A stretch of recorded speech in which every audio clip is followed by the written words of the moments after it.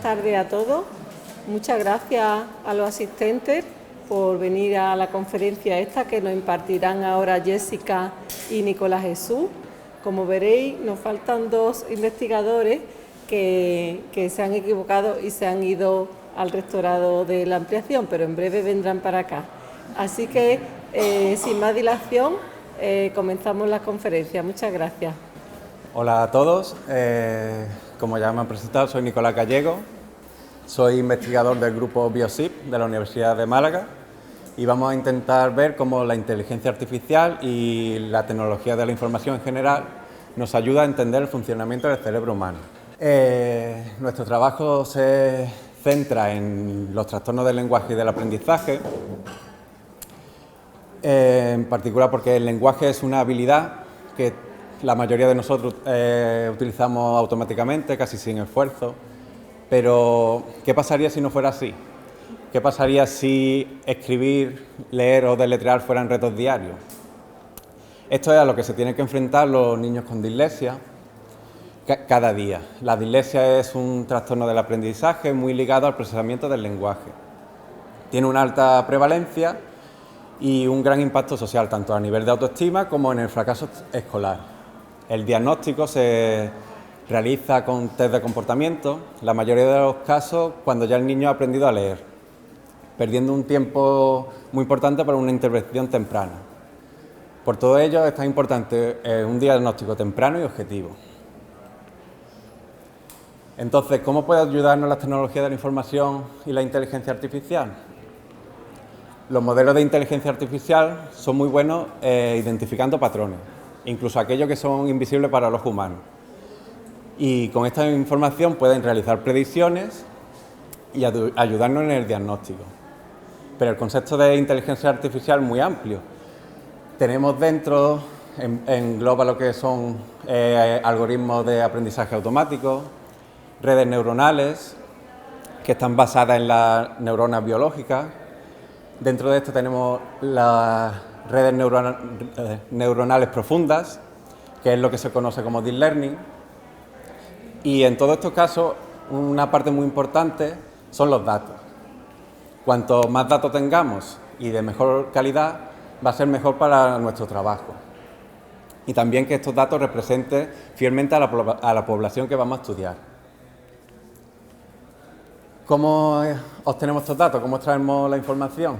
Para ello nosotros utilizamos dos técnicas de adquisición que son portables y de un relativo bajo coste, como es el electroencefalograma, EEG, y la espectroscopía de infrarrojos cercanos, FNIRS. En EEG utilizamos electrodos que capturan la señal eléctrica del cerebro y en FNIRS utilizamos octodos que emiten y reciben luz. Ambos se pueden colocar en un mismo gorro para capturar ambos tipos de señal al mismo tiempo. En el caso de FNIRS, lo que medimos es la actividad neuronal a partir de cómo se modifica la luz cuando atraviesa las capas del cerebro, ya que en función de la oxigenación de la sangre, sus propiedades ante la luz cambian y sabemos que cuando una área está activa, demanda más oxígeno. Entonces así podemos medir su activación. Un aspecto muy importante aquí también es el procesamiento de estas señales. Las señales suelen ser muy ruidosas y también contener muchos artefactos como de movimiento ocular, respiración, de ritmo cardíaco y todo aquello tenemos que procesarlo para quedarnos con la información que realmente nos interesa. Una vez que ya tenemos nuestros datos, podemos intentar encontrar patrones. Supongamos que desarrollamos nuestro modelo de inteligencia artificial, lo entrenamos con nuestros datos y somos capaces de realizar una clasificación. Normalmente aquí solemos trabajar en un escenario binario, clasificamos entre dos grupos, o es del grupo control o del grupo bajo estudio, que en este caso sería la dislexia. Y nuestro modelo nos da una salida que suele ser clase 0 o 1, que en este caso clase 1 sería dislexia, por ejemplo.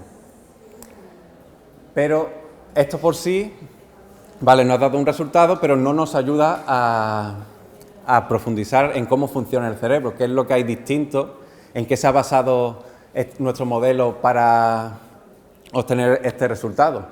Tampoco sabemos, nos da confianza de si los datos que tenemos están sesgados y pueden no representar fiel a la población que estamos estudiando. Entonces, ¿qué podemos hacer? Hay varias vías. Primero, podemos seguir explorando estas señales que hemos tenido. Para ello, utilizamos el concepto de conectividad funcional, que en términos generales es una relación estadística entre dos señales, pero que hay mecanismos que se han estudiado, que es como el acoplamiento entre frecuencias, a la que se le asigna un rol funcional, que es la coordinación de la información tanto temporal como espacialmente. Y dentro de este mecanismo tenemos el acoplamiento fase-amplitud, que digamos que la amplitud de una señal se ve modificada por la fase de otra señal. Esto lo podemos hacer con las señales que tenemos de nuestros electrodos y podemos aquí ya, una vez que tenemos esta información, aplicar un algoritmo de aprendizaje automático, como es el análisis de componentes principales, y ver qué información es más relevante o más distinta entre ambos grupos. Como esta información de conectividad la tenemos asociada a los electrodos y estos electrodos que hemos visto que se colocaban en un casco también a regiones del cerebro, podemos representar aquí lo que vemos que se llaman topoplots y ver qué regiones son más relevantes. Pero también, como tenemos esta información de conectividad, podemos representarlo como redes complejas y estudiar sus características. Qué regiones son más importantes, por las que pasan más conexiones, si hay grupos de regiones que están más conectadas entre sí, o si hay más conexiones entre hemisferios. Con estas características podemos clasificarlas y ver cuáles de ellas son más relevantes. Otro enfoque es, una vez que tenemos estas señales, las podemos transformar para poder visualizar y entender mejor la información. Con la conectividad que hemos visto antes, podemos calcularla en pequeños segmentos de la señal y de cada segmento, con esta información, crear una serie de imágenes, teniendo así una secuencia de imágenes donde podemos visualizar la información que hemos obtenido. ¿Cómo hacemos esto? Primero, tenemos la localización de los electrodos en 3D, como si fuera una esfera. Esto lo pasamos a un plano donde vamos a tener todas las posiciones de los electrodos y en cada posición tenemos la información que hemos tenido.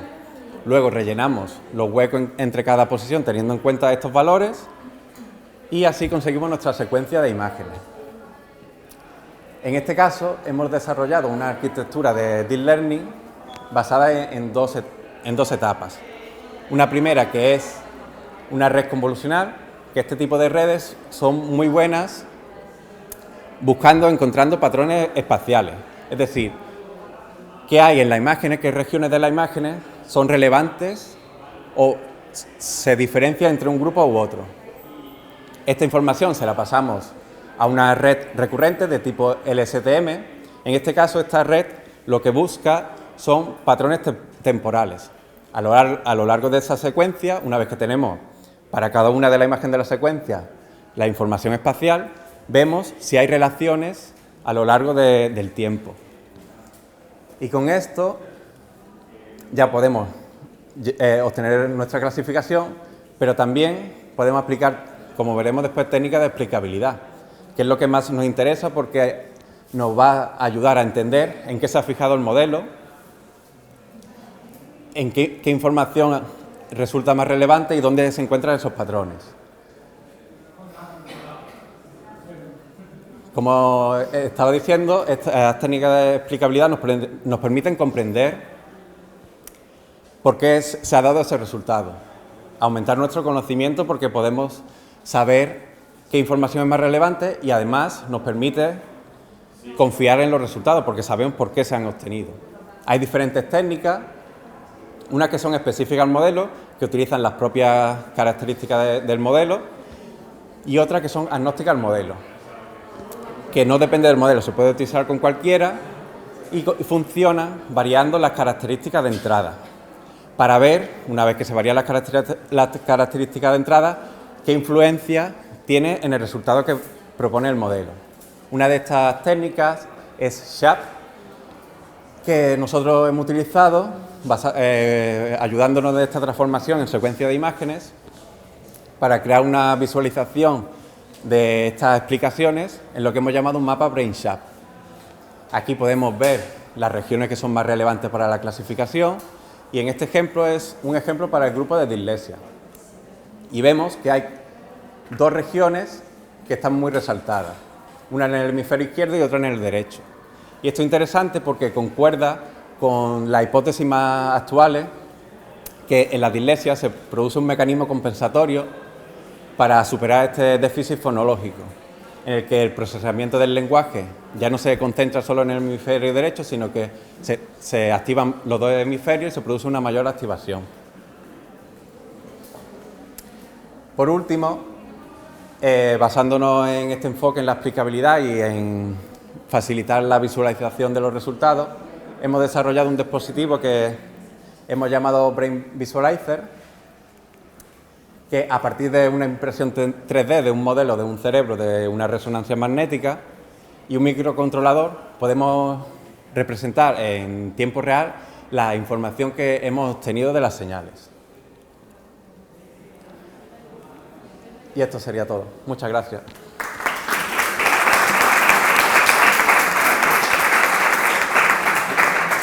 Vale. Nada, me presento, mi nombre es Pablo Martínez López, soy un doctorando del Departamento de Psicología Básica, trabajo en el Habit and Cognition Group y mi tesis doctoral va sobre hábitos, que seguramente pues alguien se nos ha acercado y nos ha dicho en algún momento de nuestra vida lo importante que es formar buenos hábitos, bien un doctor, bien nuestros padres en algún momento, pues siempre nos hacen énfasis en lo importante que son los buenos hábitos.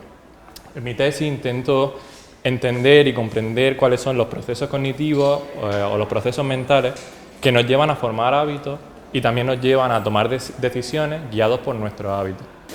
Imaginemos una situación para entender esto de cómo se forman los hábitos. Imaginemos que tenemos la fortuna de que hemos empezado un nuevo empleo, un nuevo trabajo, es nuestro primer día en la oficina, estamos en la oficina y tras una, espero que jornada no muy larga, llega el momento de volver a casa. Al volver a casa, en esta situación nos vamos a enfrentar a una situación novedosa que nunca nos habíamos enfrentado antes. Es decir, nunca habíamos ido desde una nueva oficina a nuestra casa. En este momento, seguramente, pues tendremos que abrir Google Maps, el Waze, el mapa, lo que sea, e intentar pues coger alguna referencia de cuáles son las rutas que tenemos que seguir hasta ir a nuestra casa. En este momento es cuando nuestro cerebro se pone a recoger información, a intentar guardarla en nuestra memoria para luego emplearla. Es decir, va a intentar coger algunas referencias de pues cuando vea cierto colegio sé que tengo que ir hacia la derecha o hacia la izquierda, que después va a necesitar emplear. Imaginaos que una de esas referencias es una fuente y sabemos que al ver cierta fuente, pues tenemos que girar a la izquierda. Nuestro cerebro recoge toda esa información que había memorizado, la trae a la memoria, nos la trae a nuestra conciencia y es entonces cuando tomamos la decisión de ir hacia la izquierda.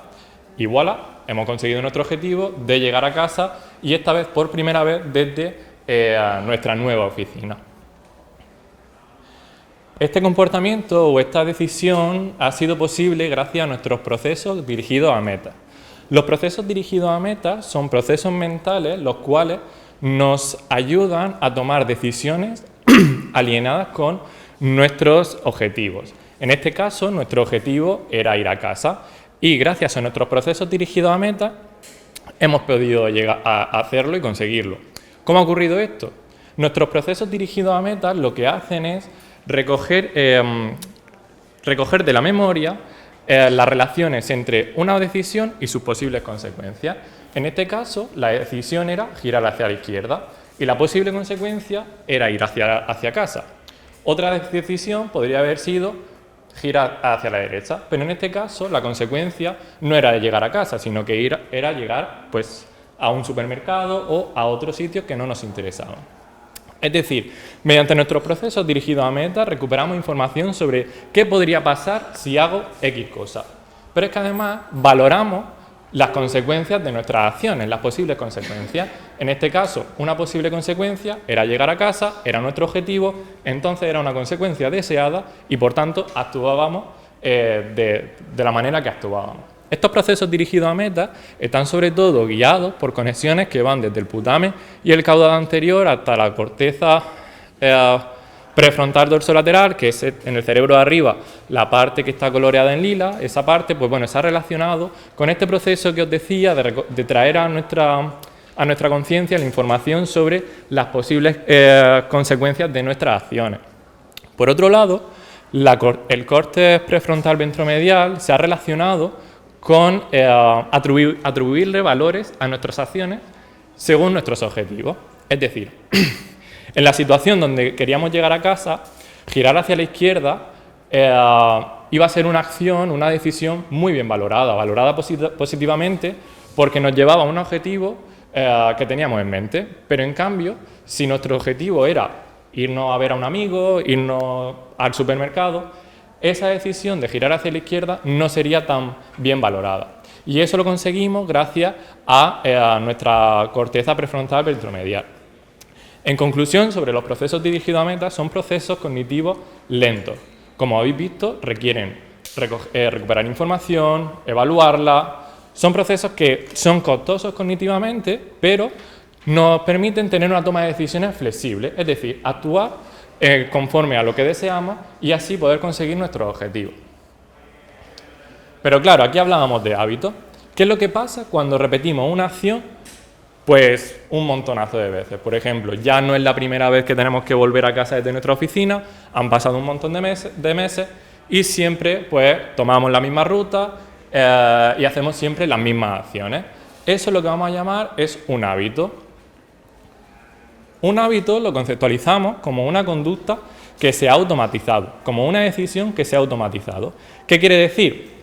En la situación donde pues, teníamos que guiarnos por las referencias que habíamos tomado, pues ahí hablábamos de la fuente, hablábamos de un colegio, esos estímulos físicos de manera automática van a disparar el hábito, es decir, van a disparar la decisión que hemos tomado tantísimas veces. Es decir, en esta ocasión ya tenemos una toma de decisiones automática. ¿Qué es lo que quiere decir que sea automática? Lo que quiere decir es que esa decisión la tomamos aun cuando no queremos las consecuencias asociadas. Es decir, ya esa evaluación de lo que podría pasar si hago X y si quiero que pase X, ya esa valoración no se hace. Así, los procesos de hábito, por así decirlo, es como un atajo que tiene nuestro cerebro para saltarse todos esos procesos cognitivos lentos y poder tomar una decisión lo más rápido posible. Sin embargo, claro, al ser una toma de decisiones automática y al saltarse toda esa evaluación, lo que ocurre es que también vamos a tener una toma de decisiones inflexible. Es decir, cuando veamos la fuente, pues si hemos formado el hábito, muy seguramente vamos a girar hacia la izquierda, aun cuando quizá en ese momento no queríamos volver a casa, sino a lo mejor era un viernes y queríamos irnos pues, a la noche de los investigadores, por ejemplo. ¿En qué condiciones es más probable que sigamos nuestros hábitos y no nuestros objetivos? Es decir, ¿en qué situaciones es más probable que nos equivoquemos, por así decirlo?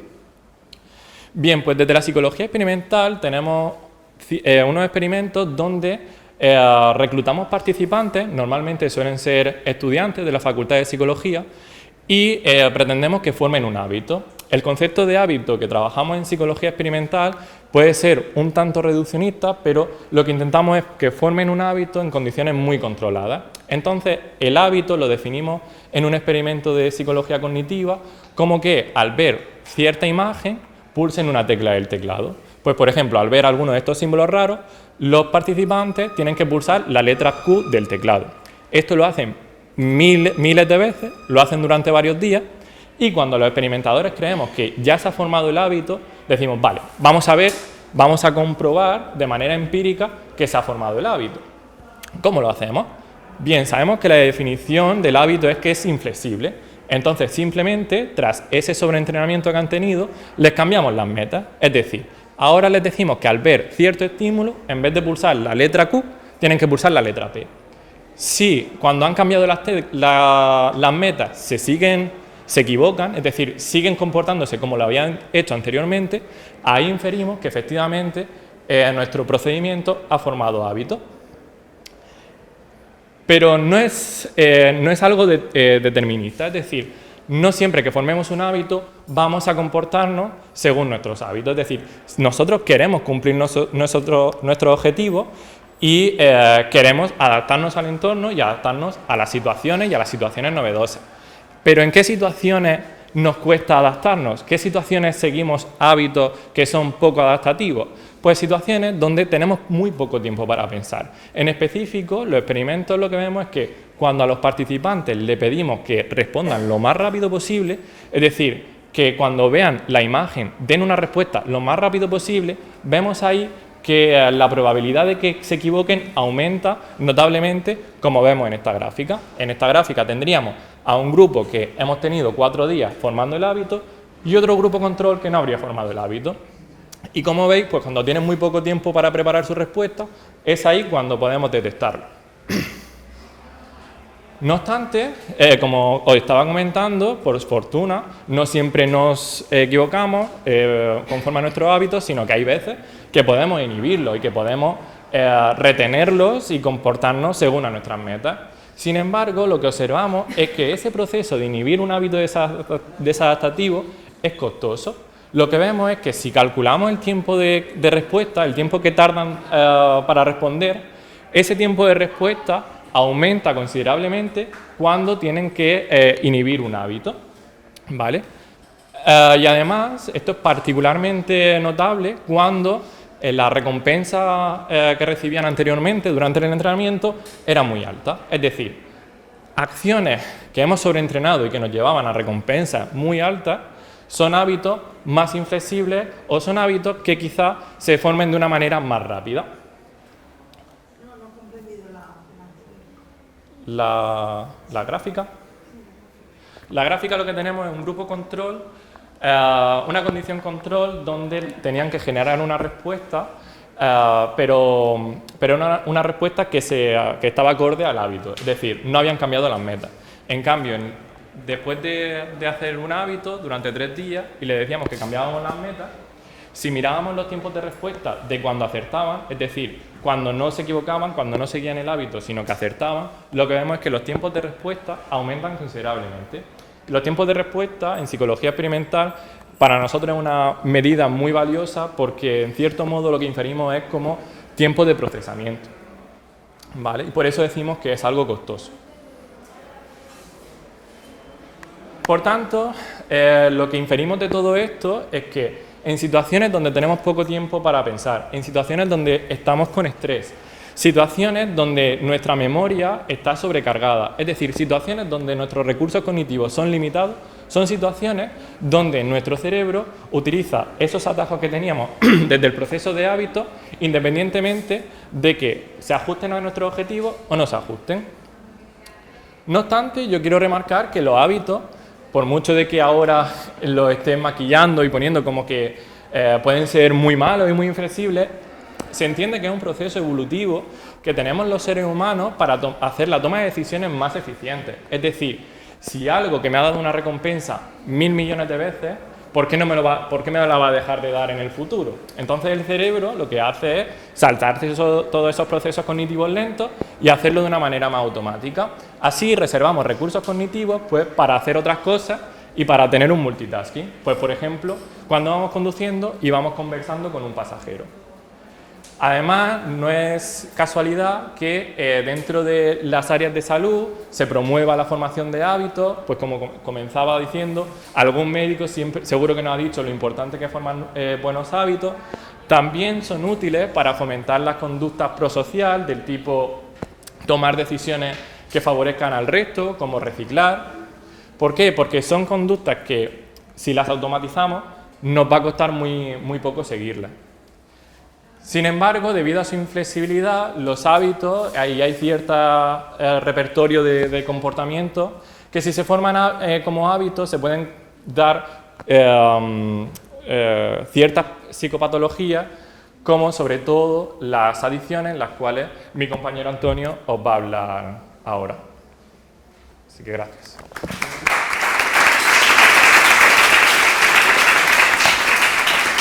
Vale, bueno, buenas tardes a todas y a todos. Mi nombre es Antonio Vázquez Millán y hoy vengo a presentar pues, mi charla que se titula En peligro de adicción, hábitos imparables. Yo pertenezco al mismo grupo de investigación que Pablo, de hecho trabajamos codo con codo, mesa a mesa, y por lo tanto mi investigación o mi línea también se centra en la formación de hábitos desde la perspectiva de la psicología experimental. En este caso voy a rescatar muchas de las cosas que os ha contado Pablo, pero enfocándola en un ámbito un poquito más aplicado, que es pues, un poco darle explicación al fenómeno de las adicciones y plantear posibles tratamientos en base a pues, estas teorías y estas cosas que os estamos comentando.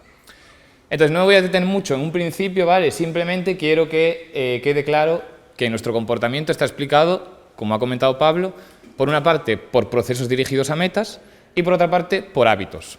¿Cómo se transforma una conducta que inicialmente es dirigida a metas, es decir, la realizamos porque queremos conseguir las consecuencias de esa conducta? ¿Cómo se transforma en un hábito? Por repetición. Cuando repetimos muchas veces y con relativa frecuencia y de manera rutinaria una conducta, se acaba transformando en un hábito.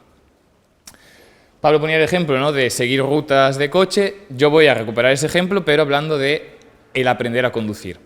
Seguramente todas de vosotras, pues cuando habéis empezado en la autoescuela, ¿no?, en las primeras clases, notaríais que necesitabais prestar muchísima atención a todo lo que estaba ocurriendo, a todos los factores del coche, tanto antes de arrancar como luego durante la ruta, y que ahora, a medida de repetir y conducir y practicar, pues habrá muchas acciones que antes os costaban un esfuerzo muy consciente que ahora hacéis de manera automática.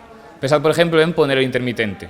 Vale, cuando estamos aprendiendo a conducir, poner el intermitente es una conducta que tenemos que pensar, llevar a cabo conscientemente y además muchas veces la hacemos porque si no nuestro conductor de autoescuela pues nos va a reñir o pensando en que el de atrás si no va a tener datos sobre cuál es nuestra intención de girar y en cambio a día de hoy, cuando ya tenemos más práctica conduciendo, pues esa conducta se dispara automáticamente cuando vamos a un cruce, de manera sin que nosotros tengamos que hacer ese esfuerzo más consciente.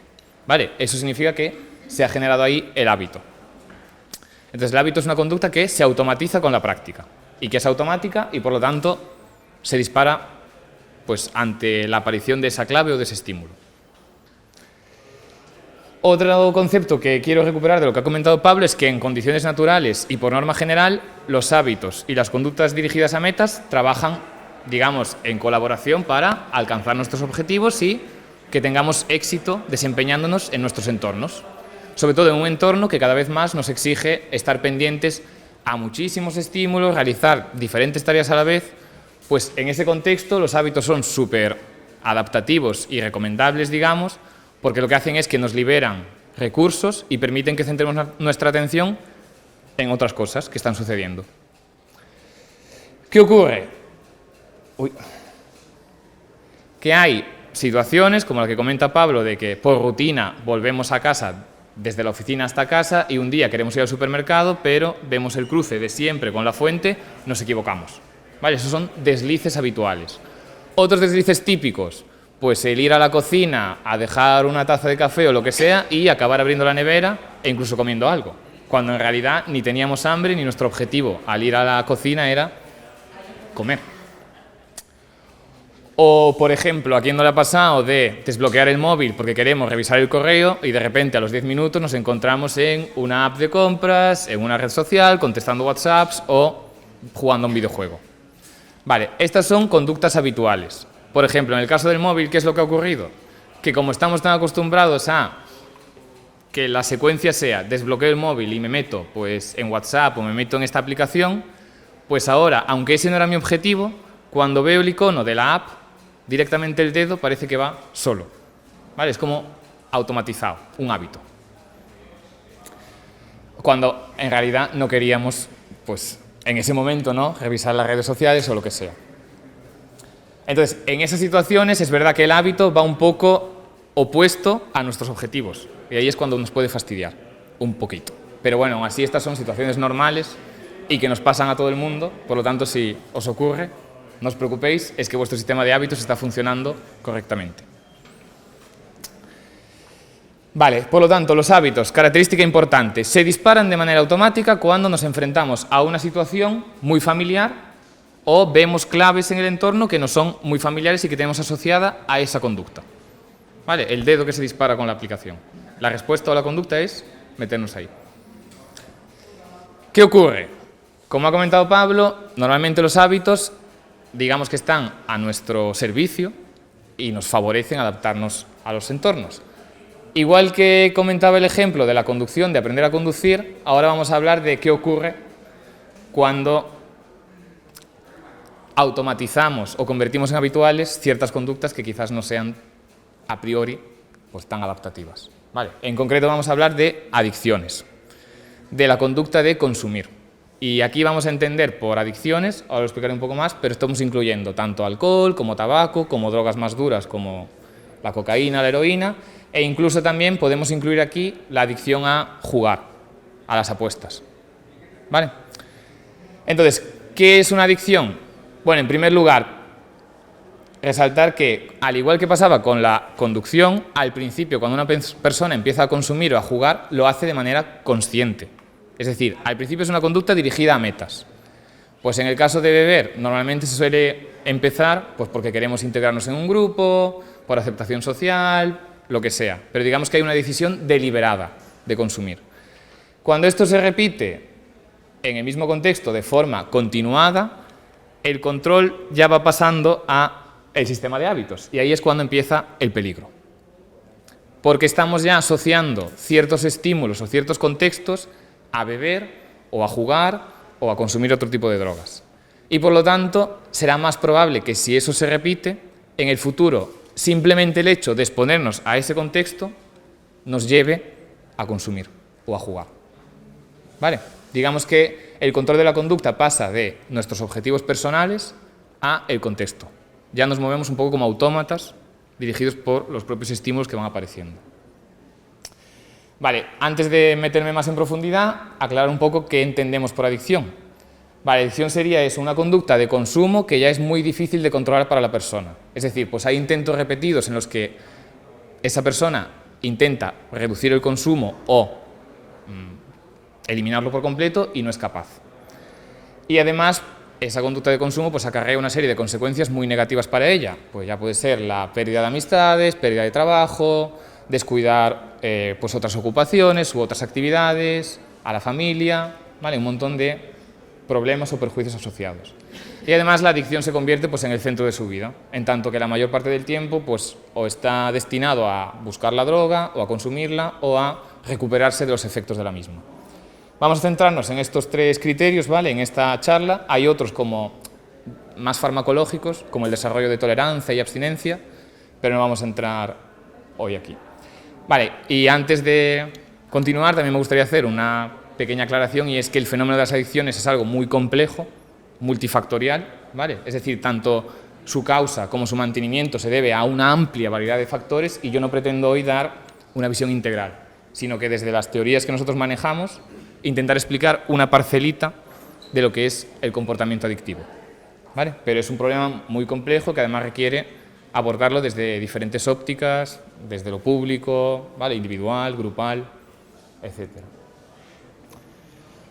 Vale, entonces estamos aquí en un momento en el que la persona empieza a consumir de manera continuada o con relativa frecuencia y por lo tanto ya empiezan a asociarse ciertas claves del entorno con el consumo. Vale. Ejemplos de estas asociaciones que se hacen, pues por ejemplo, persona que fuma o está acostumbrada a fumar el cigarrillo durante el café, después de la comida. Vale, esa persona, aunque ese día no esté pensando en fumar o no esté, digamos, ni siquiera tenga mono por hacerlo, ni quiera o tenga intención, es muy probable que si se toma el café, acabe echando mano a un cigarrillo, de manera casi automática. Y no guiado, digamos, por eso, por un objetivo personal. Igualmente, la terraza y la cerveza. cuando nos está dando el sol en la terraza y si estamos muy acostumbrados a consumir cerveza en ese contexto, pues el simple hecho de estar ahí, aunque en principio no fuésemos con idea de tomarnos una cerveza, si vemos a nuestro compañero que se la pide, pues probablemente digamos, venga, sin valorar, digamos, las consecuencias ni si realmente queríamos la cerveza o no. Es como un hábito. Vale, se puede asociar a contextos o estímulos claves como esta. También, evidentemente, el contexto de fiesta es muy propio a que se asocie con el consumo. Y también se puede asociar con estados internos. Pues, por ejemplo, hay ciertas drogas o hay cierta, digamos, costumbre o es habitual que haya ciertas drogas que se consumen cuando ya estamos borrachos o en un estado de embriaguez. Es decir, también se puede asociar el consumo a estados internos de la persona. El propio notarse contentillo, notarse ebrio, puede hacer que la persona busque consumir otra droga porque está acostumbrado a que cuando está borracha, consumir esa otra droga. También hay estados de agobio, de estrés. Perdón. Vale.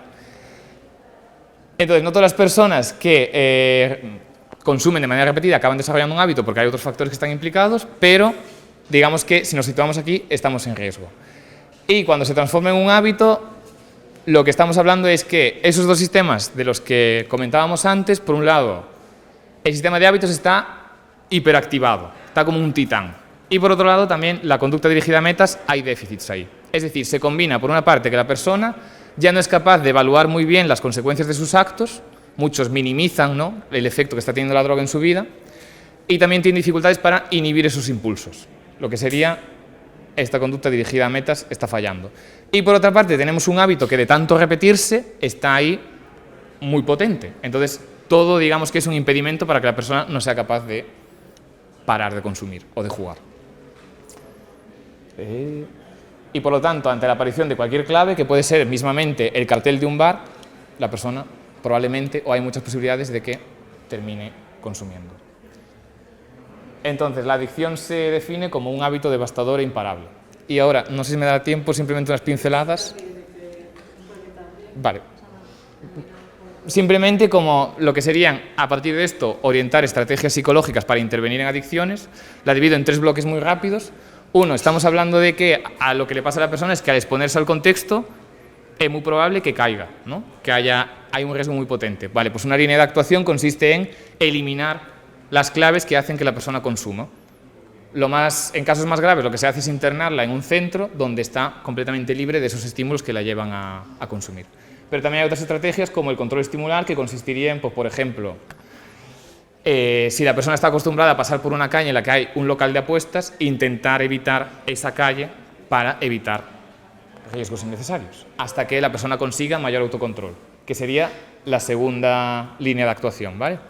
En esos casos, pues intentaríamos analizar qué son los estímulos que hacen que la persona caiga y enseñarle otras estrategias que puede llevar a cabo en vez de consumir. Pues puede ser llamar a un amigo, puede ser hacer deporte, distraerse, cualquier cosa. Y otra estrategia que se suele utilizar en este plano es la entrevista motivacional, que es evaluar con la persona los perjuicios que está teniendo para su vida y que ella misma se dé cuenta de que la droga en realidad está devastando bastantes áreas de su vida, de las que quizás ni siquiera es plenamente consciente. Y bueno, en general, que cualquier tratamiento psicológico lo que persigue en una adicción es reducir el consumo o abandonarlo por completo, eso sería lo óptimo, y que la persona construya un proyecto de vida fuera de las drogas y recupere, pues, el control sobre su vida. Y nada más, muchísimas gracias y perdón por...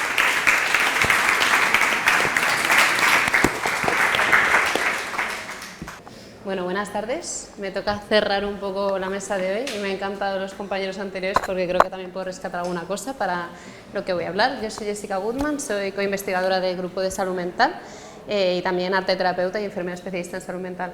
Como hoy en día hay que divulgar, también estoy en redes sociales. Si queréis saber un poco más de lo que voy a hablar ahora mismo, que es del arte y del impacto que tiene la salud mental, podéis seguirme en estas redes. Tengo 10 minutos para convenceros que igual que hay hábitos, y voy a rescatar a mis compañeros, que tenemos muy integrados como puede ser lavarnos los dientes después de cada comida o hacer deporte, porque ya sabemos sus beneficios, otros hábitos como puede ser tener el arte incorporado a nuestra vida puede tener un impacto sobre nuestra salud mental.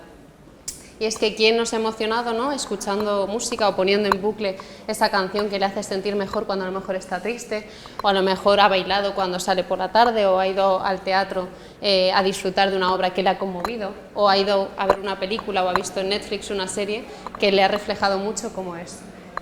Otras personas quizás en esta sala han explorado, ¿no?, lo que son las artes plásticas, pintar, dibujar, hacer escultura, cosas más manuales en las que han podido dedicar un tiempo de conexión con la historia propia y a través de ello dar un significado a lo que hacen. O quién nos ha perdido a lo mejor en un libro, ¿no?, en esa historia, en ese personaje, en esa trama que quizás refleja algo de nuestra vida o hace que reflexionemos sobre la nuestra propia, o ha escrito en un diario, ¿no?, o en un cuaderno de viaje cómo se ha ido sintiendo, cómo esas emociones la han ido acompañando.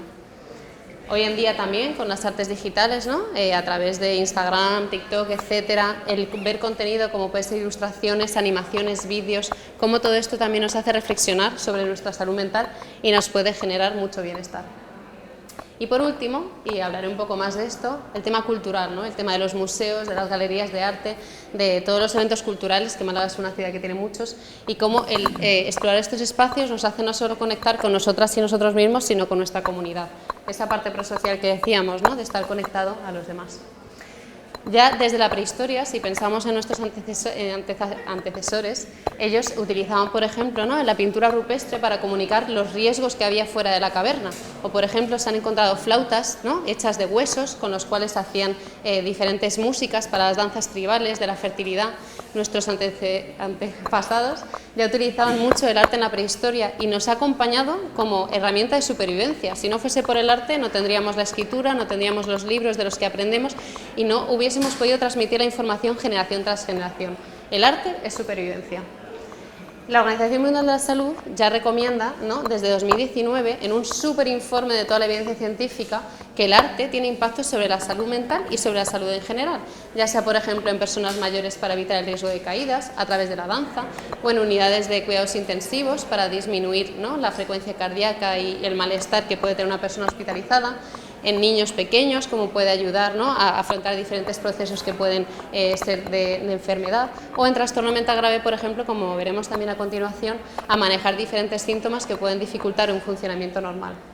Ahí está el QR de este informe, que fue muy importante y que ha sentado la base de todo lo que conocemos hoy en día, porque las artes al final tienen el poder, primero, de estimularnos cognitivamente, ¿no? También se utiliza en demencia, por ejemplo, para hacer terapia de reminiscencia de esos recuerdos pasados. La activación sensorial que tenemos a través del oído, a través de la vista, a través del tacto, todo eso tiene un impacto a nivel sensorial, pero también la evocación emocional de esas emociones actuales o pasadas o futuras, ¿no?, como puede ser la ansiedad. Y también la interacción social, ¿no?, ya sea a través de lo que creamos y luego compartimos o de contemplar obras de otras personas. El arte puede ser tanto contemplativo, ¿no?, como en cuyo caso estamos consumiendo arte, como creativo, en el caso en que lo creamos. Por tanto, no tenemos que ser grandes artistas para que el arte pueda tener unos beneficios sobre nuestra salud mental. En este informe habla la Organización Mundial de la Salud de que como a nivel de las estructuras cerebrales y a nivel de los diferentes neurotransmisores hay efecto de las artes.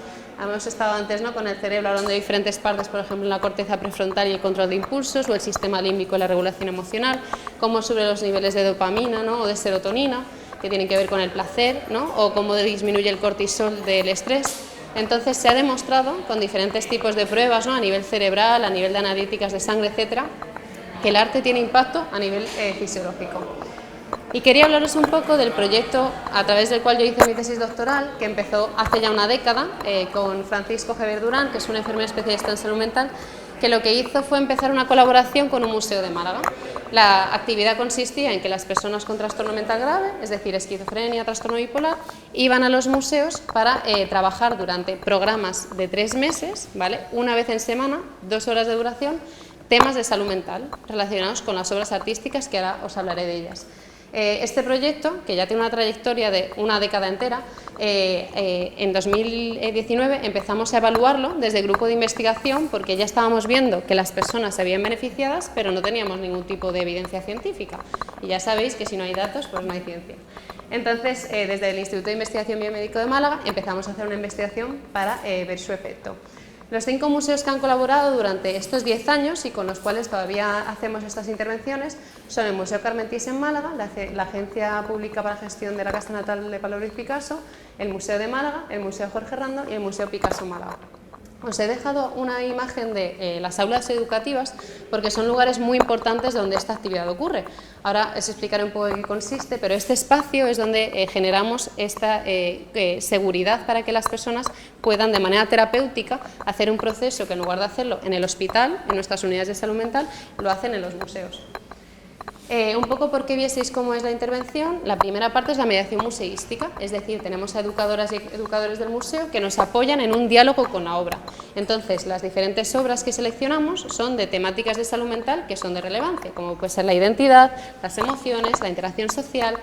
Y ese diálogo con la obra, ¿no?, de qué estás viendo en la obra, qué te evoca, cómo conecta contigo, hace que tengamos un diálogo en el cual las personas con problemas de salud mental o la población en general puede ver en esas obras su propia historia. Ya sabéis que además el arte es muy diverso en cuanto a contexto, lugar y que todos podemos ver algo de nosotras o nosotros en ello. Luego tendríamos la parte de creación artística. En esta parte vamos al aula educativa y en respuesta a lo que hemos visto creamos algo que hable de nosotras y de nosotros. Este es un momento muy importante en el cual siempre decimos, no venimos aquí a ser artistas, el objetivo no es tener un resultado estético, sino disfrutar de un proceso terapéutico en el cual podamos abordar nuestros objetivos terapéuticos. Por tanto, no hace falta tener grandes habilidades artísticas porque la habilidad más necesitada en este grupo es la experiencia propia y esa todas las personas la tenemos.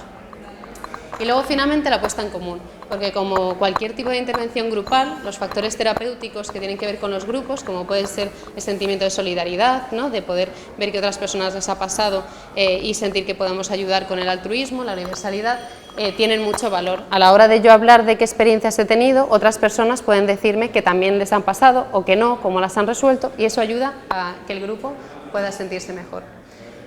Nuestra evidencia científica durante más de 3 años lo que hicimos es con más de 10 ediciones y más de 100 personas evaluar si antes y después de participar en estos grupos las personas mejoraban, ¿vale?, con entrevistas tanto cualitativas, que quiere decir preguntar a las personas pues cómo se sienten, con preguntas abiertas, como con datos cuantitativos, ¿vale?, con diferentes cuestionarios clínicos.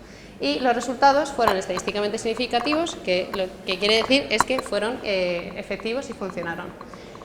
Lo que hemos evaluado en los diferentes grupos, en el primero ha sido la recuperación y el apoyo social, que es en el grupo de trastorno mental grave, en el segundo, que es el de trastorno de la conducta alimentaria, la autoestima, la ansiedad y la depresión, y en el tercer grupo, que es con trastorno de espectro autista, la expresión emocional y las habilidades sociales. Cada grupo tiene unas necesidades terapéuticas diferentes y el grupo se adapta a las mismas para que podamos llegar a unos objetivos que puedan mejorar su bienestar. Quería un poco traeros para que veáis, ¿vale?, algunos de los ejemplos de las obras que trabajamos. Por ejemplo, la primera sería para trabajar la idea del grupo, la segunda de la identidad del autoconcepto y la tercera de la identidad, y sería, por ejemplo, diferentes creaciones artísticas, ya sean grupales o individuales, que se han hecho para trabajar ese proceso interno que ha vivido cada persona. Como he dicho, es un programa trimestral, por lo tanto tenemos 12 sesiones para ir trabajando de manera escalonada todas estas temáticas.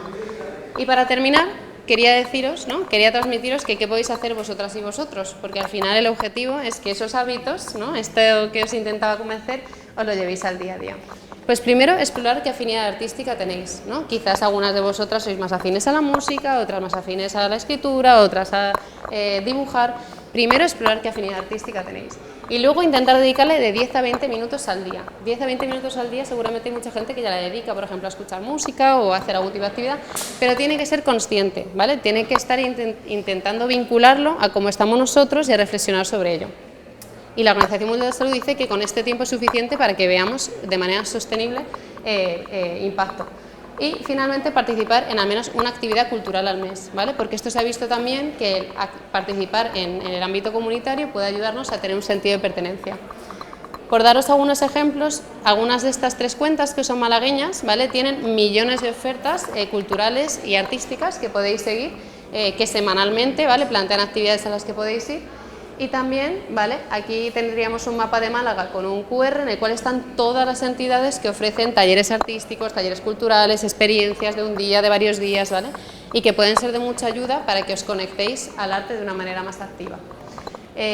bueno, finalizar, ¿no?, diciendo que el arte es una herramienta accesible, ¿vale?, para cuidar vuestra salud mental y que empecéis hoy mismo. Muchas gracias.